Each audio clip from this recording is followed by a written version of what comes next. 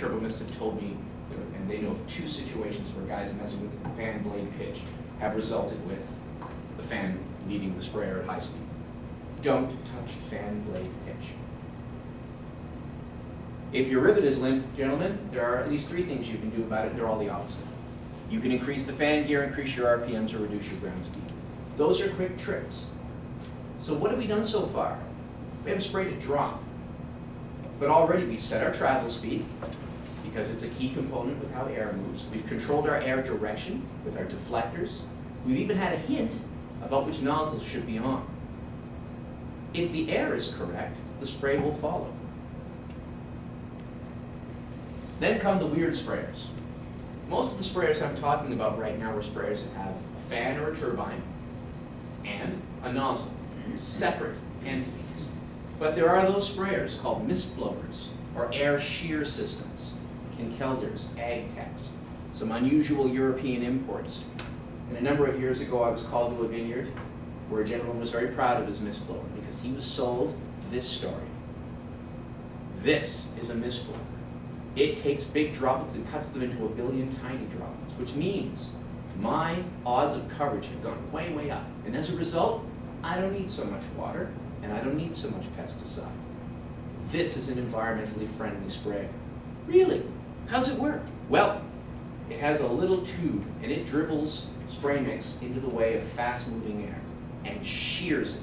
So the liquid comes this way, the air goes this way, rips it apart into teeny little droplets. That's the atomizing tool on the sprayer. So the nozzle is just a little tube that bleeds into the path of fast-moving air. And that fast-moving air entrains the spray, turns it to a mist, and hits the plant at high speed. And I said, that sounds amazing. How do you adjust your air if you're overblowing or underblowing? What? Well, how do you make changes for the conditions or the canopy density or the distance to the target? I don't know what you're talking about. Watch this. He sprays. And I had water-sensitive paper up in grit. He came out and I showed him that. He said, ta-da, what do you think of that? I said, what do you think of that? He blew so hard that he shingled, pushed together all the leaves. Leaves are designed by somebody to move in the wind. Those petioles mean they ruffle rather than tear off. When the wind gets harsh, they try to line up with it so that they don't get ripped up. Or in the case of grape on trellis, they slam shut. They slammed shut. That spray wasn't going anywhere. And that man wasn't happy with me because he couldn't back his air off. If he did, the liquid would just dribble into slow-moving air and come out like basset hound drool. You need the air to create the spray.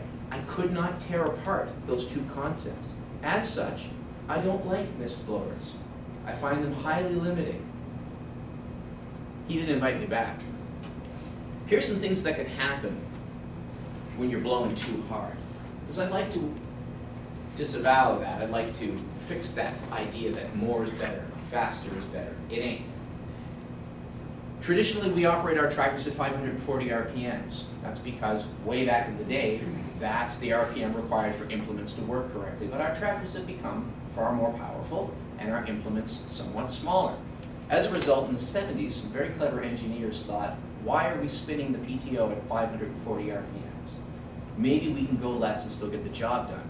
It'll cut back on noise, it'll cut back on wear and tear, it'll cut down on fuel consumption. And it did all those things. And about 10 years ago, someone decided to try with an Airblast sprayer, or at least they decided to put a name on what a lot of guys were already doing. They called it gear up, throttle down. Here's what it'll do. If you're using a positive displacement pump, if you've got level land, roughly, and you have enough tractor capacity, because if you push this, your tractor will lug. You'll know it's lugging because it'll sound like the engine's about to scream out of the hood and you'll smell and see black smoke. Those aren't good things. You should stop doing it then. But if all those factors work, you can back down to 300, 340 RPMs and slow your fan. And it does nothing to the spray that comes out. Positive displacement pumps are still on a part of the curve where they can handle it. You can make little adjustments with your regulator if you need to. But basically, you can slow your fan without messing with your spray. If you're doing a dormant oil application or an early season application where there's really nothing but a pile of sticks and buds at best, here's what you're going to end up with. The spray will lob into the target. Otherwise, you're blowing clean through it. We wanted to do an experiment. We did it in pear And I had a guy set up for the workshop. He was doing dormant oil applications and the weather got good. And like anyone, he took advantage of it. What he shouldn't have done was called me at 5:30 in the morning and yelled into my ear that it's dripping! It's dripping! Who is this? I love 5:30 phone calls. It's me. I'm doing gear up, throttle down, and pair right now. Why are you doing that? The demo's in a few days. We haven't even tested this. But it's dripping! What I eventually figured out was he was going at 540 and he was blowing this oil, and then he just backed it off, and all of a sudden all his trees started to rain. He didn't change anything but the fan speed. Whatever blew through and passed wasn't doing that anymore. It was falling into the tree. Here's another neat trick. Anyone that drives by and looks at the wood on the tree will see just a little bit of wetness on the sprayer side. And if you were to walk up, you'd see 1/4 wet, 3/4 dry, because that's the direction the spray came from.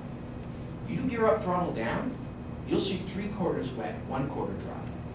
Because slow-moving air will move in different directions and it will wrap around the tree. Let's put it differently. Has anyone ever done a belly flop? Come on. All you non-swimmers, nothing. Jeez, awful. Here's a belly flop. Feels great. It tastes metal in the back of your throat. You start questioning life decisions as you sink to the bottom. One interesting observation is that water is supposed to be soft. So what the hell happened? You hit a liquid at a high rate of speed on a large surface area and compressed it for 1 second. It's called a boundary layer. It was concrete for a portion of a second. It's the same with air. The air is carrying the spray. It compresses the air against the target and creates a force field, for lack of a better way to describe it. And the fast-moving air cannot penetrate it, or very little does. But what it does do is pick 2 new directions and vectors off of it. If it's moving slower, that force field, that barrier is not there. Just as you push your hand slowly through water, it's the same thing, and it deposits. In fact, it hits it, and it starts spinning. Just as you put a little topspin on a tennis ball, same idea. It'll go all the way around the outside. It is one amazing thing to see. And that is why too much air is not good. I mentioned earlier about the leaves. Nature designed them to line up with the wind. If that happens when you're blowing, the air and the pesticide will, called slipstream, right over the surface. It'll create that boundary layer. It will not deposit. We put water-sensitive paper in apple trees and blown a lot out of them. Pulled them out, not seen a drop. Looks like a magic trick. The cloud goes right through the target tree in the next 8, and very little ends up on the papers. You slow the air down, they're drenched. We getting this? Air is important. Okay, page 50, tower power. I don't mind axial sprayers, they're quite versatile, but as we get to denser and more uniform targets, grapes, anything that's trellised, high-density apple is a good example, we end up with a uniform structure. When we end up with a uniform structure, it would be nice to have a sprayer that matches that physiology. Towers can do that. As long as your tower is slightly higher than your crop, and you're not on uneven land, and here's why you don't like that. If it rocks back and forth, suddenly you're spraying down on one side and up on the other. This is exaggerated, but it happens. And if your tower is only just the height of your trees, you're missing, you're hitting, you're missing, you're hitting. And treetops are a critical target for spray. It's where a lot of disease can enter into an operation beyond the boundaries. We want to make sure we get good coverage on the tippy top. So as long as you're not rocking back and forth and your tower is higher than the target, they're great. Because now every nozzle is exactly the same distance from the target.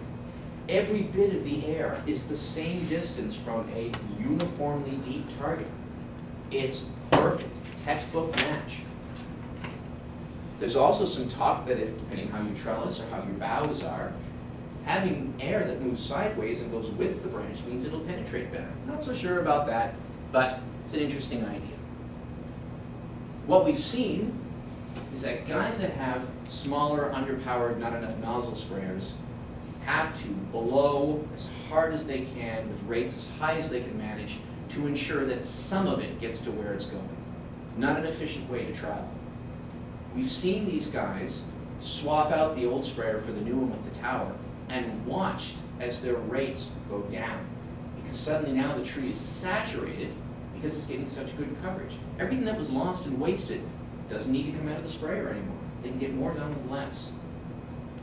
And as for drift, well, I really like the idea of spray moving sideways rather than the sharp plume that we saw, with air and spray directed out of the orchard, which has to happen to some extent when you're blowing from an axial sprayer up. There are ways to mitigate it, but for the most part, it's kind of the cost of doing business. So this is what we've talked about so far. Wind direction and speed, distance to target, deflector output positions, fan diameter, pitch and speed, don't mess with pitch, your travel speed, your canopy depth and density, we sort of alluded to, we'll do more about that. I will say if you're driving a turbo mist, because they don't use deflectors, they operate a little differently.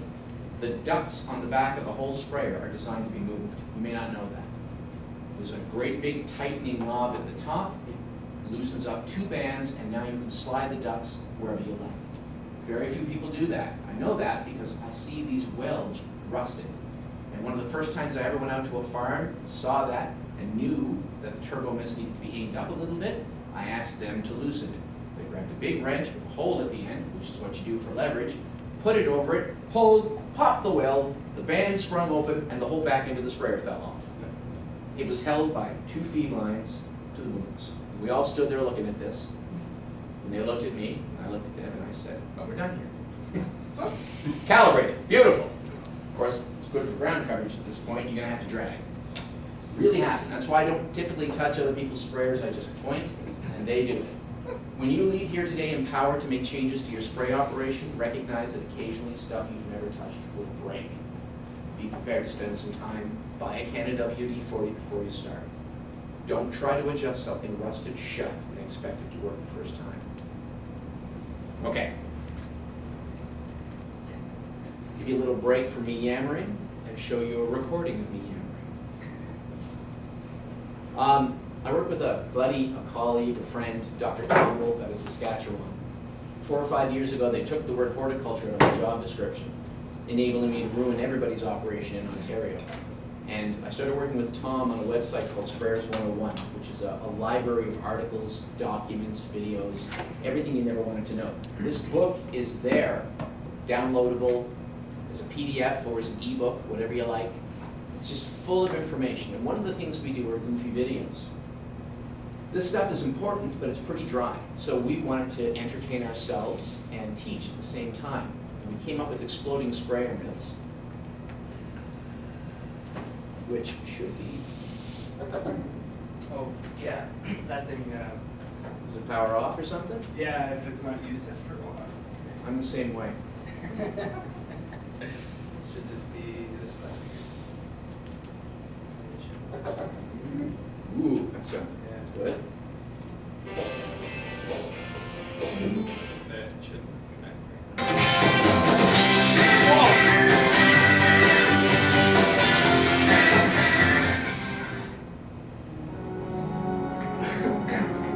Call this edutainment.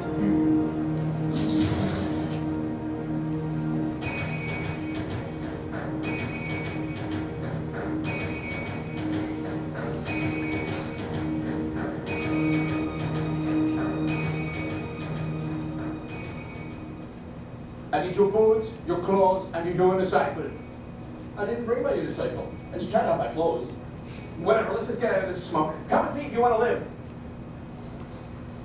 Works better if you've ever seen the Terminator. To show you how to match Airblast air settings to your crop. Wow, do rate controllers become sentient and form Skylab and enslave humanity? Quiet. Don't rely too heavily on machines that do the thinking for you. I've seen that future. No, I'm here because of all the spray drift and all the wasted spray and all the noise from Airblast sprayers that blow too hard. I thought the more air, the better. Actually, Tom, that's a myth. Airblast sprayers were originally intended for large targets, like standard apple trees from the 50s. With the exception of cherry orchards, tree nut,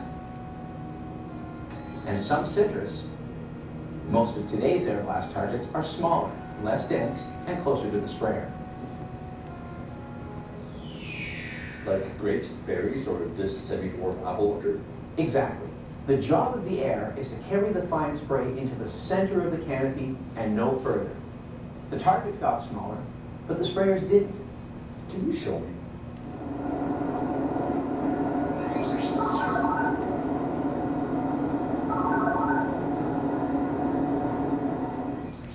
Well, that was obviously too much. We need a test to see if you're using the right amount of air. Oh, we can see air. Maybe you can't see it in your time, but I've brought futuristic tools with me. We call them flagging tapes and ladders. We just use these old wind meters. It's a capacity down! Get down! Go to the far side of an upwind tree so the sprayer has to blow into the wind. Cut 3 short lengths of flagging tape. Tie them at the top, middle, and bottom of the tree. Preferably, do this for 2 trees within the row. Now that the tape is up, aim the majority of the air at the densest part of the canopy. For an axial sprayer, position the top and bottom deflectors to aim just below and just over the canopy. If your axial sprayer doesn't have them, install them. Wouldn't this tower sprayer do a better job? It's a top that's 5,000 feet! Get down! I'm sorry, that was me. I'm sorry. Yes, towers are better, as long as they're as tall as the canopy you're spraying, and as long as the orchard floor is level so that the tower doesn't sway. So I get it now. An operator drives the sprayer with the air on, but not spraying, and a partner watches the ribbons. That's it, exactly. If the tape stands straight out, it's too much air. If the tape flutters a little, then the air is just right. So the ribbon behaves just like the leaf. Exactly. If there's too much air, then the leaves will align with that air and the spray will slipstream right over the surface and not land on it. What you want is only enough air to cause the leaf to flutter and expose all of its surfaces to slow-moving spray. What if the tape doesn't move at all? Does that mean there's not enough air? That's possible. In a really large canopy, maybe the air only gets halfway through and doesn't come out. Or, in the case of something like grape with big floppy leaves, too much air can cause the leaves to clap together and shingle, and that protects half their surface from the spray. It may even cause the air to shoot over the top or underneath. What do you do if there's too much air? You drop to a lower fan gear, reduce your PTO speed by gearing up and throttling down, or drive faster. And if we don't have enough air, we do the opposite. Right. And if that doesn't work, maybe it's just too windy, or maybe the crop is so dense that it needs a good pruning, or maybe you need a tower or a larger sprayer. So that would reduce drift, reduce noise, and improve overall coverage. Exactly. That's great information. We should upload this to our website. No! Get the ground! Get down!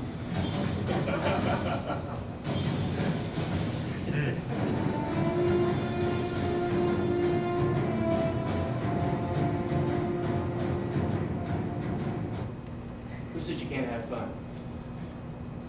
As for poor Tom, that bugger in the last set couldn't stop laughing, and every time I left past him, he ruined the take. My knees looked like a washerwoman's at the end of those. In the end, we had to change the script so he didn't say anything at the end so he wouldn't laugh. He was doing that on purpose. I guarantee it. Okay, it's bigger, better.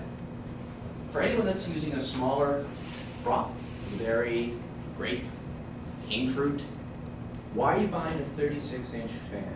Why are you using something designed to get to the top of a sour cherry tree? This guy's in New Hampshire. He bought an operation, I forget how many acres, I think I've got it later on, and his blueberries were getting completely ripped apart by spotted wing Drosophila. So he decided to change how he sprayed, and I worked with their extension agent to help him figure out what he needed to do better. And then it just happened to be in the area, and we went to see him.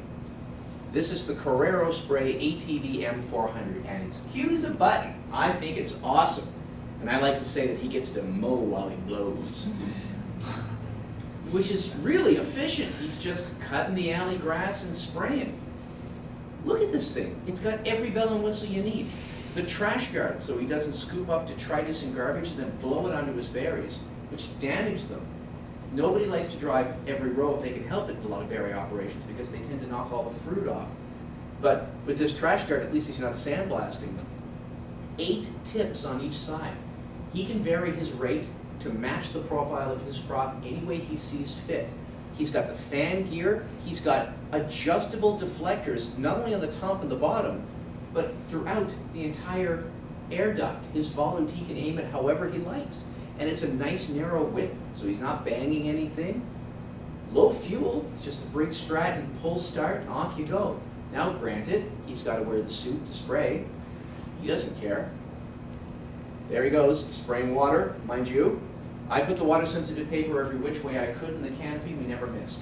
That thing gave that coverage every time with very little escaping the operation. 3 acres, he did 35 gallons an acre. So he could do 3 acres on 1 tank. He did it. He managed to get spotted wing under control. Nobody can get rid of it, but it was acceptable. Turbomist and other companies do sell smaller sprayers. There's no reason to get monsters if you don't need them. Do your research. You could get away with something a lot smaller than you think you need, and it will pay dividends. And I've noticed, the smaller the sprayer, the more options. Tank, hand wash stations, and storage compartments. Our pull type sprayers in field crops. You want features? Look to the pull types. They've got everything going on. Now remember earlier with the ribbons, if you chose to tie them to the nozzle bodies, you got a clue as to which nozzle should be on or off. The ribbons can show it. If you do a shoulder check, you can't really tell. You just see a wall of white. But with the ribbons, you get a hint. Recognizing, of course, that you may not need them all. Tops and bottoms, very rare do you ever need the very bottommost nozzles. Almost never. Tops, it depends how high your target is. If you're after something like the fruiting zone in grape or a very specific application, you can get away with turning lots off. Now, it's for you guys.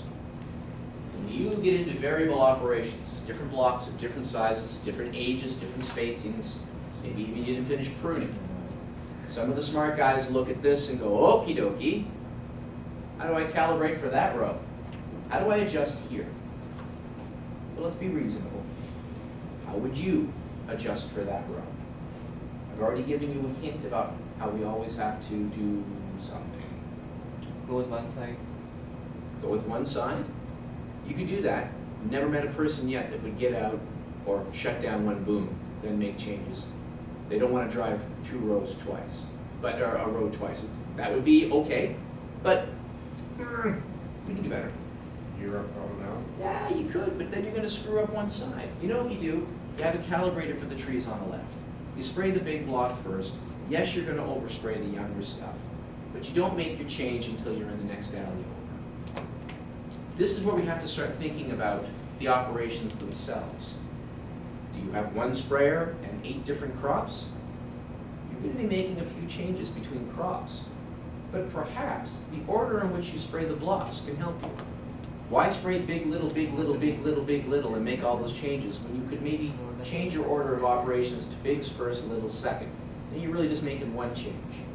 Possibly, you've got multiple sprayers. And you can dedicate sprayers to certain size crops, so there's less fooling around to have to do. Maybe you can make changes to the sprayer where the distribution of how much spray that comes out of each tip stays the same, but just by making small changes to pressure and travel speed, the overall rate that comes out of the air you're using can be adjusted. What I'm trying to say is, you don't necessarily have to get out every single time you change blocks. There are other ways for you to be efficient. But it's not just between blocks. It's also throughout the year. This is a canopy. This is really basic stuff.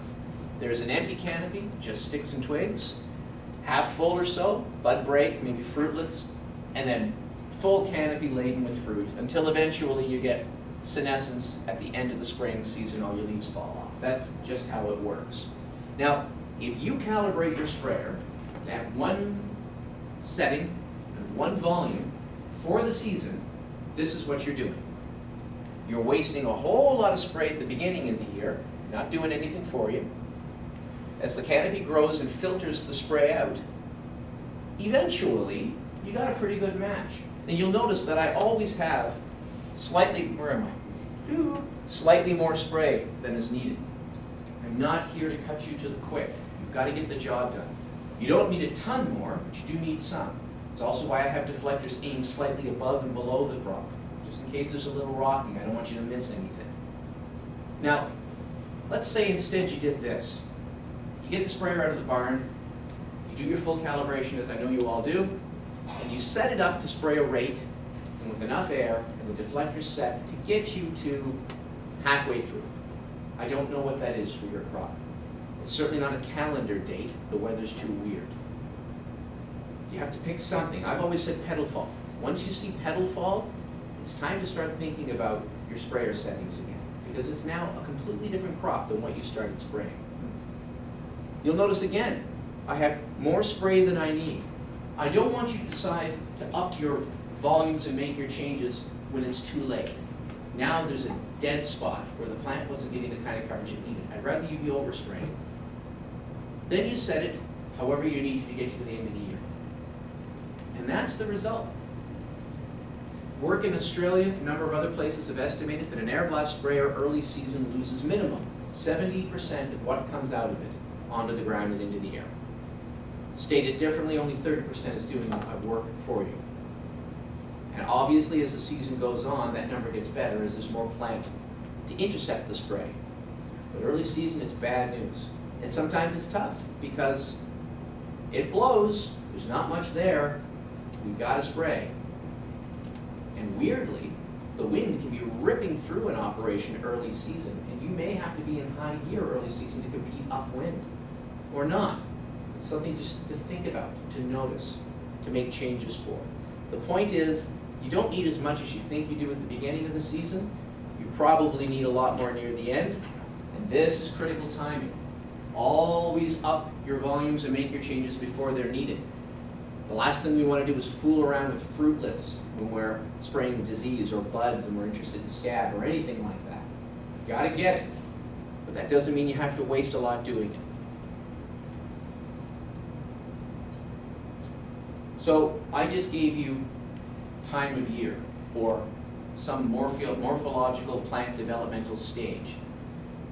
Work with a partner and think of another reason that you should leave the cab of the sprayer and make a change. Go ahead, I'll give you about a minute. We're on page 57 if you want to cheat. Spray. Yeah.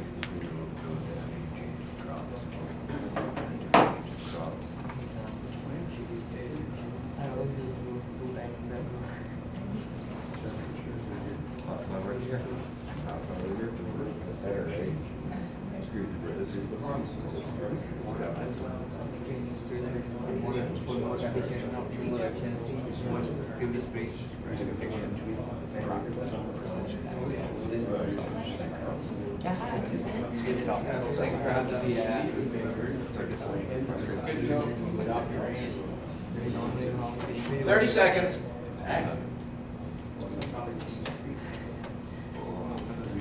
And also, sometimes the sprayer like you empty enough spray, sometimes it goes Okay. Who haven't I picked on? Give me. Well, just like you were showing before, just the older trees, newer trees, and lights. Okay, so if your block is trellised differently, or the ages of the trees, or any crop are different, that warrants getting out and making a change. How about another one? Was that the one everyone chose? No, you've already answered one. I want Hayden to give you. Yeah, we got crop stage and tree size. Crop stage and tree size. Those are good reasons. How about you have a third of a tank left, and the wind's picked up, and it's really windy, but you don't want to bring the sprayer back. You want to get it done. Just finish. What do you do? I know what you do. Let's not all pretend that we don't do what we do. But if you're going to do it, you've now changed the conditions with which you calibrated your sprayer. Your upwind ribbons that are supposed to be blowing slightly away are now stuck in the tree blowing towards the sprayer. You may have to change gear. Or you may have to slow down, which does two things. Yes, it puts more pesticide on. Be aware. But maybe you can change the pressure down a little bit to compensate for that. Because when you slow down, you give the air a chance to get into the crop. You have options. Don't just blithely hit the pedal and muscle on. You can make small changes. Here's a fun fact. Do you know the wind that travels over the top of a planting is moving at a much faster rate than the wind that's running along the ground? It's real simple. It's drag. It's friction. As we go up from the Earth's surface, the wind gets faster and faster and faster, which is a bit of a kick in the butt, because if our interest is to cover the top of the target, whatever that is, that's where the air is moving the fastest. That's where we have to compete with that wind to get to the top.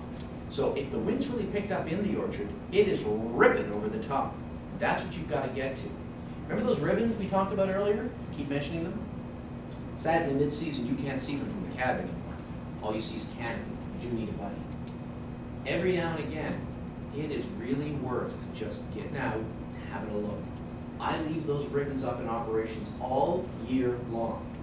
For as long as you can watch them or you have someone to take a peek, you can see you need to make a change. If all of a sudden they're not moving anymore, then your canopy's filled in too much. Take the hint. Put them on the side of your operation that faces the neighbors that hate you. So the next time that they complain about seeing spray or hearing spray, you can point to those ribbons and say, I'm watching out for you. When those ribbons are aimed towards your home, I'm not going to spray through the tree from that direction. I'm going to spray in towards them, or I'm just going to wait on that border row. Those are weather meters, as well as telling me where the spray is going to go. Now, don't fool yourself. When you're driving an outside row and you turn off one boom, that's smart, right? Because you're not spraying on the outside of the operation. But don't be fooled. All the product that's coming out of the open boom, a considerable portion of that is going to leave the air, get sucked into the intake or on a turbo mist in the front, and be redistributed right out the other side. The boom is off, but there's still a lot of spray in the air that's blowing that way. You're not bulletproof when you do that. It's better, it's not the best. So sometimes it's better just not to spray that row right away. I know that sucks. It's a call we have to make. I just want you to be aware that you're not bulletproof when you shut off one boom on an outside row. A fun pet peeve. Can you all see that the symbol over here is this, and the symbol over here is this? That's a turbo mist fan. It's another fun battle I used to like to have with the owner. That looks like it's set to low to me. It looks like it's pointing at low. Does that not intuitively, viscerally, that's low? No. The handle has to be the same shape as the diagram above the word. That is in fact set to high, even though it appears to be pointing at low. I can't tell you how many operations I've gone out and go, it's in high! What? You have it set to high! No, I didn't! Oh. Isn't it be nice if that's all it took? No, these are the guys that have never moved it before and have to kick the hell out of it to make sure that the teeth get into gear before they can shift it. Nevertheless, just use the low fan gear for early season, whatever it looks like on your sprayer, with the understanding that if the wind is really high in the operation, you may have to go to high. Or pack it in. There's no point wasting so much downwind to get that upwind side when things get that extreme. Okay, page 61. Isn't this great? We've got an hour and change. We haven't touched a drop, not a nozzle. We haven't talked about actually spraying it. Isn't that crazy? That's how much value there is on air. If we were to stop right here, all of your operations would improve. Guaranteed. We haven't even touched a nozzle, but we will now. This is the feedback. The ribbons are one form of feedback, coverage is another. Water-sensitive paper is your best friend. Flagging tape is very expensive. I understand if you're kind of resisting going to spend the 72 cents for that. This is 60 bucks for 50 pieces. This is me being sarcastic. This is not expensive stuff, guys. Compared to the money that you dole out for product every year, you'll save it 1 billion times over just by buying this stuff. 85 drops per square centimeter. That's the third card. There is no science behind that number. This is 11 years of work, observation. This is me reading all the books that come with water-sensitive paper, peer-reviewed journal articles, talking to people, seeing for myself. And I'm here to tell you, systemic, contact, local systemic, doesn't matter. If you can pull this off in the hardest to reach portion of the canopy, and that's key, you're good. All you need to worry about then is timing and resistance. That is sufficient coverage. Yes, Where is that paper available? anywhere that fine nozzles are sold. If they don't have them there at the time, ask them and we'll get it. And spray competition. I've got a slide here with some names and numbers. Now, here's the tricky bit. If you're driving in your sprayer, and your tree is here, you hang water-sensitive paper facing the sprayer off the outer part of the bow and drive by golly, you're gonna get it. You're gonna feel so good, because that's gonna go blue. But that's only part of your target. When I said the hardest to reach portion of the canopy, we do not judge the application by the easy bits. We've got to put it deep in the canopy. We have to put it where the pest is. We have to put it where the target is. Spotted wing Drosophila likes to hang out dead center of the plant, 2/3 down when it's dark and cool. Orchards and other operations, a lot of spores will come in and blow in from the top. Same with insects. They'll come in from the borders, they'll come in from the top of the operation. Critical to get the top of the plant. Critical. So where you put these matters. We're going to get into that. So let me ask you. You all know your respective crops. Pick a crop in your head and tell me how you would set water-sensitive paper up to give you the best bang for your buck. Take a second to think about it. Give you a hint. What I like to do is picture a two-dimensional drawing in my head. Where would I put them? How would I aim them? Go ahead and take a second to think about that.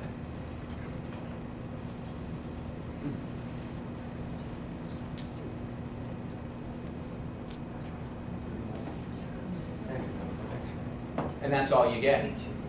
My friend in the hat, the Toronto Maple Leafs jersey. Or Blue Jays. Are those Jays? Yeah, I think we place them in the center of the tree. The center of the tree.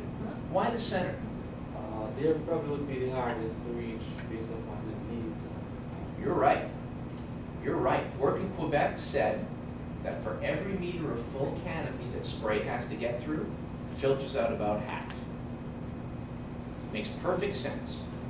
If you're a pile of droplets moving through targets, you're going to lose a lot of your buddies as you get deeper and deeper. It'll scrub about half the product for every meter of full canopy. Now, that's just a nice number we like to flick around. It depends how dense the canopy is, and it depends on a lot of stuff. But losing about half a meter, I can see it. So if you want that spray to get all the way through to the center, because you're coming back on the other side soon, that's a great place to put it. That's a critical spot to know if you got there. Make sense? I'm just going to leave that there. Let me show you where we did it in Blackberry. This is one of my survivors, students. That's a Jackdo Cannon sprayer. I don't like Cannon sprayers. We'll talk about those later. And this guy just wanted to work on coverage. So there's the operation. I'm going to walk you through what we did and why. Here's the wind. Reasonable wind. I should mention, when you do this in your own operations, if you do this on a perfect day, 19 degrees, light wind, and then you decide to spray in 22-kilometer-hour wind on a really dry day, your calibration doesn't mean anything. Always calibrate the conditions you'd spray in, and be honest to yourself. If you spray in high winds, even though you know you shouldn't, then calibrate in high winds. If you spray on bone-dry days, even though you shouldn't, calibrate on bone-dry days. Just a word to the wise. So the wind's blowing this way, which means we want to work on the upwind side, right? We put one at the very bottom of the canopy. Why do we do that? In this case, we wanted full foliar coverage, and I wanted to know if we should shut off the bottom nozzle or not. It's not doing anything spraying into the dirt. I put it around dead center. Always like to span the entire canopy, bottom, middle, and top. Now we have to worry about the depth of the canopy. I put one on the other side as well. If this were a bigger tree, I may actually have put a couple along the width of the tree. Just because I'm that kind of guy, you don't have to just use this stuff for coverage. You can look for drift too. So I put one in the next row over. If we were getting product on that into the wind, we're blowing too hard. Don't you agree? We don't need that there. You may be thinking, well, a little extra coverage on that row, that's not hurting anyone. You're right. You're right. But remember, this is three-dimensional space we're talking about. And all the product that blew through that target, of the little that actually coated the surface of the plant, you lost so much to the air and the ground. It's not worth it. Better to get it when you drive by later on. I orient my papers back to back. I want to know what's happening in the row that I'm spraying, and I want to know what's happening in the row that I'm about to spray. I'll tell you why in a second. Now, as for which direction you aim them, here's the rule. Aim them the same way you aim them, no matter what choice, no matter how you aim them, always put them back facing the same way. You want to stand straight up and facing the alleys, you go ahead and do that. You want to lay them flat, you go ahead and do that. But when you drive by, assess your coverage and go, I didn't like that. I better make a change. And you pull those papers off and put another set on. Put them back exactly the same way in exactly the same place. I tie some of that expensive flagging tape right around the branch so that I can find these things again. I've lost papers in completely empty apple orchards. No leaves. You think you could find 5 canary yellow pieces of paper stick? No, they're gone forever. If they're lined up just the wrong way, you'll never find them again. Tie ribbons in the trees so you can find them. Here's the first pass. The operator drove with both booms on. But he said, I want to turn that boom off. That's not what we're looking at. Let's just spray onto the side we're looking at. Well, that's not really how you spray, is it? No. You may actually get some spray from that other boom working for you. You don't know. Also, when you turn one boom off, you kind of change the pressure of the other boom a little bit. So let's not mess with that. Let's be as authentic as we can. Keep them both on. Okay. And he drove. And as soon as he started to come down the other alley, I stopped. Don't spray the other side yet. Let's check. Let's look at what we did. Not just on the side of the paper facing the sprayer, but on the far side. Why would we do that? Picture this from the nozzle's perspective. You blow into the wind, and then you run out of momentum. Do you know how often we see one pass and see killer coverage on both sides? It's jaw-dropping. And they go, oh my God, I can drive every second row. Nope, that's not the lesson we take away from this. That's not what we do. And I'll tell you why in a moment. What that's telling you is you're using too much product. You didn't need as much as you sprayed. That's what that's telling you. There's a damn good reason we spray in from both sides. I'll give it to you in a minute. Now, finish driving on your second pass, and we'll look at the cumulative coverage. Now we assess. If you're taking the time to put the papers up, drive one alley, check it, and drive down the other. It'll tell you lots. If you don't choose to stick them straight up and down, please understand these aren't leaves. They're not fruitlets. They're not flowers. They're not meant to be. They're artificial targets. They will not behave the way a leaf or fruitlet or a flower will, or bark.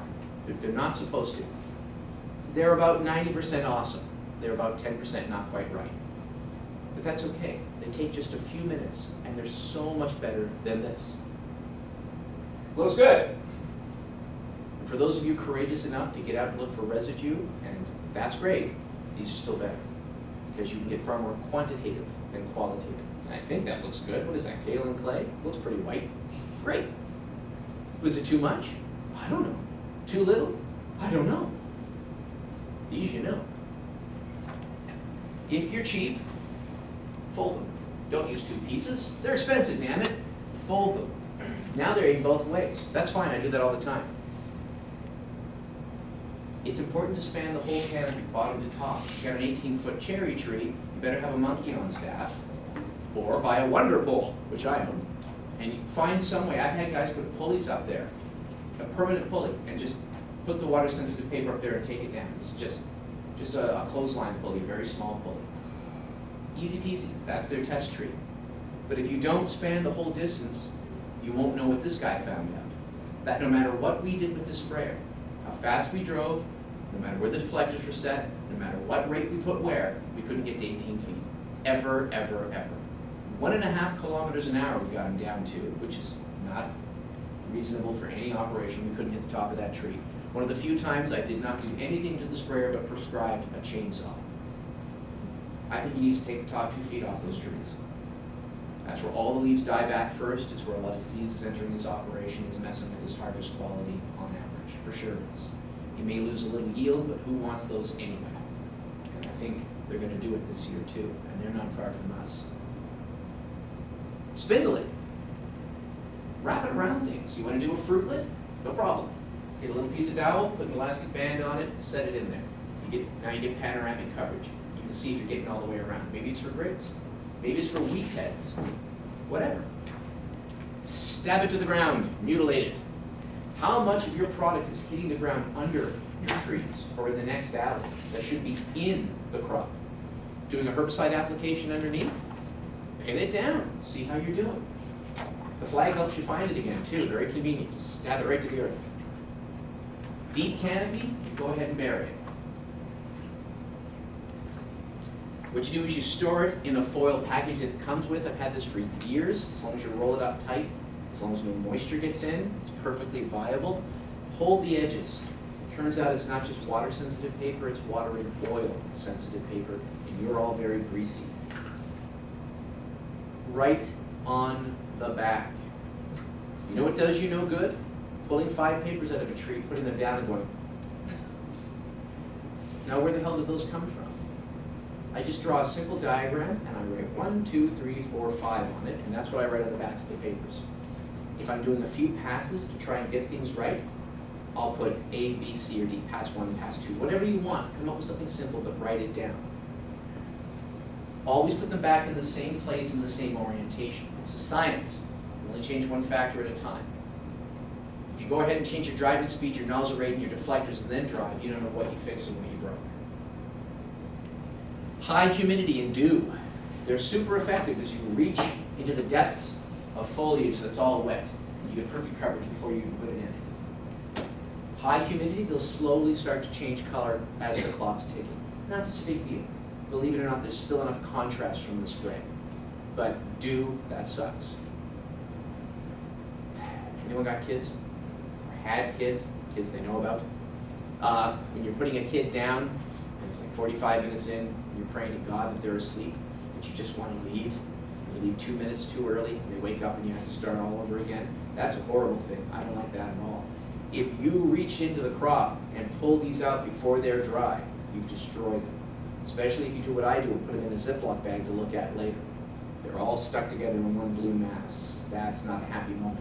So don't pull them out until a moment after you think you should pull them out. And for spray records, there's nothing better. End an argument. You drifted onto my operation. That could have happened. But this guy told me that you drift from the top of the orchard. That's where it all escapes. Right, that's what I saw, big plume. Well, I use air induction nozzles, huge droplets that will fall out of the air. We'll talk about this in a moment. And I have this water-sensitive paper from the top of the border tree bordering your operation. And as you can see, those splatters are that big. See, I put packing tape on it right on the spray record in case this came off. Oh. Due diligence, guys. You've got to protect yourselves. You can also find out later if you had a miss, a problem with control, pull out the spray record with water-sensitive paper on it. No, that coverage was killer. Which guy did this? There's nothing on that paper. So let's look at one. How's that look? That's awesome, by the way. If our goal is 10 to 15% of the surface covered, and it's distributed nicely like that, no misses, that's actually more than 85 drops per square centimeter, by the way. And I know that not because I have a $1,500 machine that I put these in and counts them, and I do have that. But you can't have that. I really shouldn't even have that. When you buy the papers, you get a little bookmark, a laminated bookmark with a 1 centimeter square hole punched out of it. If you're older like me, there's also a ½ centimeter hole. That's the one I like to use. Don't use the quarter. You lay it on the paper randomly, and you count. Every single drop counts. And it will amaze you as you look to go, like, look how tiny, there's even little itty bitty. Count them, they count. That's a heterogeneous application. Big uns, little uns. I like that. The big ones have a job, and the little ones have a job in coverage that's beyond this course. That's nice to see. But is it enough? My long-suffering wife had me wake up in the middle of the night with this idea. How do I describe how much is enough? Well, obviously, timing's a factor. The surface of the target that you're spraying will make a difference. The nature of the product, contact systemic, locally systemic. Maybe it's got a little spread, maybe it didn't. If you're worried about rain redistributing and doing you any favors, it generally doesn't. Give that up. This is a drench. Drenched. Even dormant oil, good stuff. Maybe some thinners, micronutrients, depending on how you roll, maybe. But that's, for every other application, a complete waste. That's not how products are tested. That's not how products are meant to be used. That's not what the manufacturer intends. Here's 15% coverage. That's all you need. But we only hit one ship, didn't we? It's because you can't just talk about coverage as the percent of the surface covered. You also have to talk about distribution. So there's the same 15% spread out nice. Now, water-sensitive paper will wick the spray a little bit. It'll spread a little. It's actually called a spread factor. It's something that, depending on the product you're spraying, we know what those factors are. But every product has a certain halo of influence beyond where it is. It can move in the wax, it can move in the apoplasm. So even if you see gaps between the droplets, they are not without influence beyond their boundaries. We still missed a boat, though. That's because that's how the products are meant to work. You're not meant to hit every surface, and believe it or not, you're not meant to kill every single thing. A small population remaining is kind of part of the process. It's not quite like weed control, where a guy looks at a clean field and goes, 99%! That's great. For insects and disease, the small portion left behind is not the end of the show. It's also anti-resistance. This is good not to kill everything. And don't worry, because if you're using something like a contact fungicide, what you should be doing is going back in for the next application before the old one has lost all its residual activity. Those droplets are still, to some extent, working for you. We don't want a gap in control between applications. And I've done this. You can't believe how difficult it is to hit the same target twice. I put water-sensitive paper up, sprayed, let it dry, taken a picture, sprayed again, not moved it, and it just doubles the coverage. I've even seen neat stuff out of Quebec where they put white stickers on the trees, and they sprayed 3 times with red dye, yellow dye, green dye. And you can see very few figure 8s, overlaps. They just tend to work around each other. So that's how it's meant to work. Not complete coverage, ever. Good distribution, decent coverage,